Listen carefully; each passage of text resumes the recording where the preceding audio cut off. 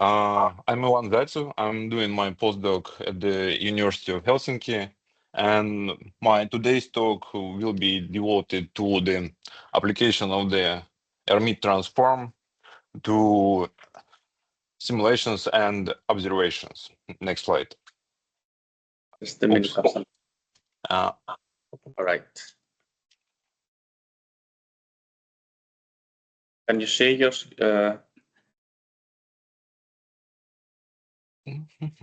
can you still see your presentation? No. No. Is it second slide? Just I will share again. Okay. Now it works, right? Does it work now? Now it's okay? Yeah. Yeah. All right. It is actually the video, yeah, it's nice video of the global kinetic simulation that we're working with, and the actual question that we want to address here, it is whether it's possible to recognize different magnetospheric domains based on the features of the velocity distribution function. And in fact, we know that the answer is yes. There are studies that shown that VDF morphology can be used to distinguish large-scale magnetospheric regions. However, those studies used manually labeled MMS data. And we want to go further and utilize ion VDFs from the Lucidator simulation in order to quantify also the properties of the VDFs in thin boundary regions. Next slide. One by one, I will introduce the following parts of my workflow. First, I will introduce Lucidator, the code I'm working with. Next, I will show the Hermite transform that I'm using for processing ion VDFs. And then I will show the results for the very simple neural network that I use to recognize different VDFs. And I also try to apply this pre-trained neural network for the MMS data. Next slide. So, as I said, we use data of the Earth magnetospheric simulation obtained with the Lucidator code. So, Lucidator is the global hybrid class of solver, which directly solves loss of equation on the six-dimensional grid. And it treats electrons with the charge neutralizing fluid, so we are in a hybrid approximation. And one of the main features of the Lucidator is the implementation of the so-called sparse velocity space, meaning that the phase space density below the predefined threshold are actually neglected, and it saves a lot of memory because we dynamically allocate memory for the each velocity distribution. For instance, it might vary from 20 up to 200 velocity cells along the each dimension. And this is actually problematic for the neural network, because if you want to use MLP, multivariate perceptron, we need some fixed size, fixed dimensionality for the input, and this is why we need the Hermite spectra, because we will have the common basis. So next slide. So next slide, please. Yeah, can you hear me? Yes. Yes. Good. All right. What is the Hermite polynomials? They're great.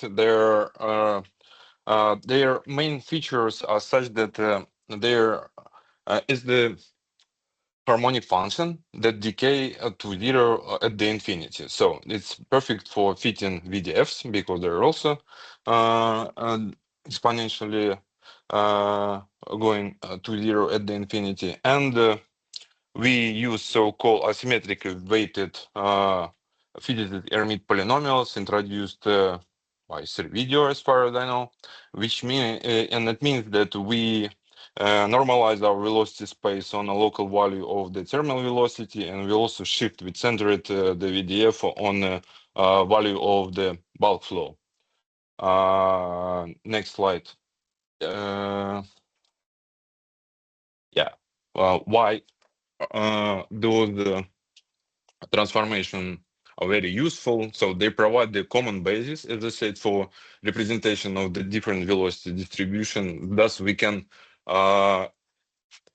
use this basis both for the simulation and observation, as I said, and it also provides compressed representation if we use some limited amount of the Hermite harmonic, and then also physically interpretable, meaning that the each mode of the Hermite decomposition actually provides the information of the moments of the distribution function. So the first moment is velocity, bulk velocity. Second moment is the thermal energy. Third moment, heat flux, etc., etc. So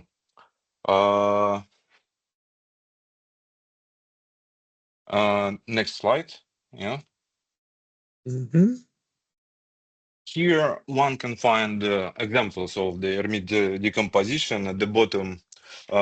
Pictures in the corners you can see the example of the solar wind VDF and its Hermite spectra, and on the left hand side you can find the distribution taken from the current layer from the oscillator simulation, and it is Hermite spectra. So what's this property? You can see that for the case of the solar wind, we have bright spots only in the left bottom corner, meaning that what's actually matter to like for description of this distribution is basically density. So only the zeroth moment which is valid. While in the current layer, yeah, there is a different scales for the velocity axis, but this is the D-shaped distribution, which is strongly non-gyrotropic, and you can see that higher order moments are very important to describe the physics happening in the inside the current layer. Thus, I decided to take like some threshold on the value of the current within the two-dimensional magnetospheric simulation. Such I put the mask on spatial cells where I'm interested about the distribution specific for the current layer. So I selected about 200 of samples, and then I randomly selected some same amount of the distributions from the solar wind. Next slide. Next slide. And I like wrote from the scratch a really like ridiculously simple perceptron that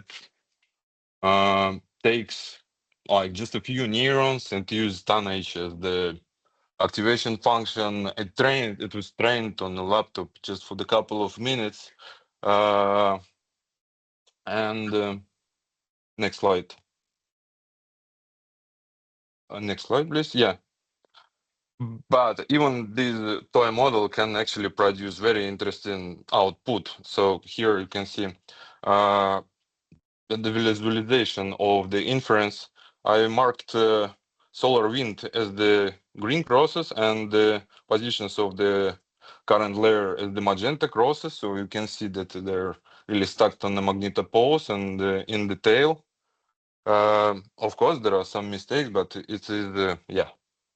Just a toy example to try.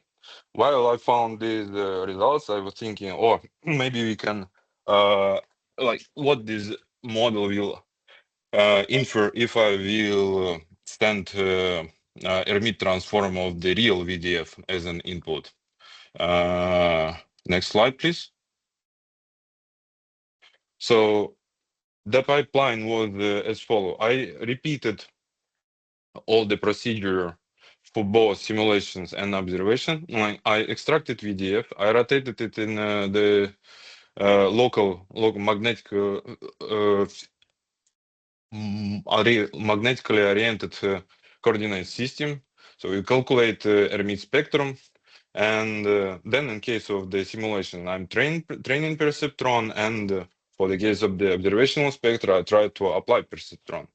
And yeah, you can see that I highlighted two main points in this pipeline that is actually now under the question, because this is the bottleneck. Next slide, please. Yeah. You can see that for sure, reality in the simulation is completely different. So I took the example from the solar wind. Yeah, I forgot to mention that like I built the patch on the base of the powerful package for the MMS processing. So one of the like technical nuances here is that original MMS data is in a spherical coordinates, so one need to interpolate it on the Cartesian grid first, then rotate into the local magnetically oriented coordinate, and then after that we do Hermite transform, which of course also as noisy as the real VDF, and this is actually the problem. Please, next slide. So yeah, and yeah, we can use the Hermite spectra as the input for the neural network, but please next slide. Yeah, it is actually doesn't work at the moment. Next slide. Of course, we need to develop more serious model if you want to like make this to be a tool rather than toy. But before increasing complexity of the neural network, I want to find the answer for the question what we should do with the noise and like simulation artifacts. Please, next slide. There is the example which, on my opinion, nicely shows the difference between the like reality and the simulation. Here, one can see the distribution taken from the reconnection as ghost. I took the MMS data for the event, like published by Tratner. It is really long-lasting reconnection that was like persistently working on the magnetopause, so forming really less scale as ghosts. And you can visually you can find the similarities between the simulation observation, but in case of the like bottom, one can see this halo, the noisy halo. Same with the patterns on Hermite spectrum. In case of the MMS, you can see this like aliasing, these inclined stripes. And this is my actual question: like, can we actually do something with this? This is the like ongoing work, and I'm wondering if someone has any suggestion how to filter out the noise. Like, of course, I tried to use hard smoothing even for this data, and yeah, the question is whether it should be more beneficial to add the noise into the simulation data or apply some sort of filtering into the observational data. Next slide, which is the last one with the summary. I just wanted to highlight that that work was done for the like applying Hermite transformation for the like glaciator and MMS data. Recently, I'm implementing also new algorithm for the faster Hermite transformation because the straightforward transform is scales is like n cube complexity, and this is much slower, like order of magnitude slower than the Vlasov solver. And yeah, also studying the properties of the odd and even mode parity, which is like very interesting from the like physical perspectives for me. But yeah, thank you for attention. If you have any comments and suggestions, please go ahead.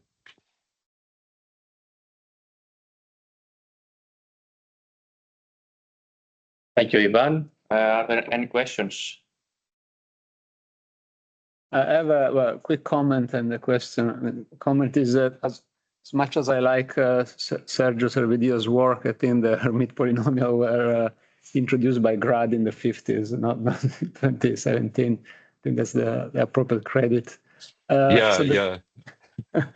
So the question is, it seems to me kind of an overkill to go to the Hermite transform rather than, for instance, the natural velocity moments, because the two are equivalent in the case of an exact Gaussian distribution, but where your VDF is not Gaussian, like as a drift and so on, you might need to end up with a large number of Hermite modes to actually reconstruct it. And also, in order to, you didn't get into the details, but in order to calculate the Hermite coefficients, I guess you need to do some integration by quadrature, but your velocity space doesn't live on the Hermite zero, so you need some interpolation anyway. So I guess long story short is, why have you considered doing the transform, calculating the velocity moments and try to do the classification using that rather than the Hermite transformation? Actually, because for us, Hermite transformation now is the way to compress the data. Is the main reason. So this work is kind of like side project, but my actual work now is about the quality of reconstruction. So there is again the trade-off between the accuracy of the reconstruction and the number of the mod that we can use. And for instance, here I'm using only 20 modes, which gives reconstruction error from 1% to 5%, like depending on the complexity on the video. So I would say that this is very good, and it provides much more information than like preserving only on the first few moments. But I agree that in actual tool we need to include both, like first at least three moments together with the with the other metrics like gyrotropy, anisotropy measures, and in the best case scenario will be like testing different a set of features against each other.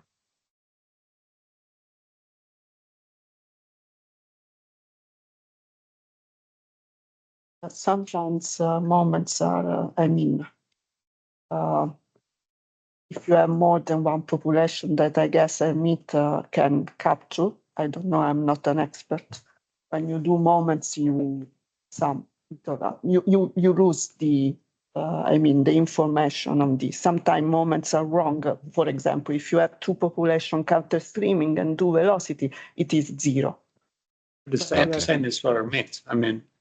The argument is that for the same number, if you have to keep 20 Hermite coefficient, 20 Hermite modes, the same number of modes, if you do the corresponding velocity moments, they would be more accurate, almost by construction. It's interesting, yeah, I didn't try to calculate 20 moments of the distribution function. You mean? You have to go to a higher number of modes with the Hermite because the Hermite are defined in a certain way, and also you don't have the velocity distribution at the points where you need to calculate the Hermite modes, right? So the zero of the Hermites are non-uniformly distributed, like all those orthogonal polynomials, right? They tend to cluster at the edge, but I believe in the simulation the grid is uniform. So first thing you need to do, correct me if I'm wrong, but I guess you need to interpolate from your grid to the zeros of the Hermite. Yes, it's correct. It's correct. And we do this exactly. And that's where you lose all the pretty much information already. It depends on the kind. We are trying to develop an alternative way to use the slopeness. For example, we try to instead of interpolate the PDF, interpolate its logarithm of some smoothness, so that we can try to observe what happens. For example, in 2D simulation, in 2D Hermite, at the moment we are currently doing, in general, also bilinear is sufficient in a log scale for the interpolation. So, and I was now trying to observe what happens in the 3D with George and Ivan. If, for example, with something like a spline or other kind of higher order interpolation, but also with considering the computational cost about it. But in general, we have something in which we can use the Hermite quadrature to have the possibility to have the least error as possible into the quadrature mechanism for the calculation of Hermite coefficient. And so we are trying to develop these things to see what is more accurate. So that is that, for example, from the also to observe when we have something like a Maxwellian plus a beam, in general, the first 20 modes contains the very big part of the information. So it's not necessary to go so straight in the number of modes considered from my previous simulation in 1D and 2D. So we're sent to see what happens in cases like this. Also to see what happens in 3D and another casistic. We have maybe some more complex features in the VDF, but in general, for something like that has a main beam plus a secondary beam with some improvements, something like the extrapolation, the padding threshold, and so on, we can try to reduce the error as much as possible. And so this.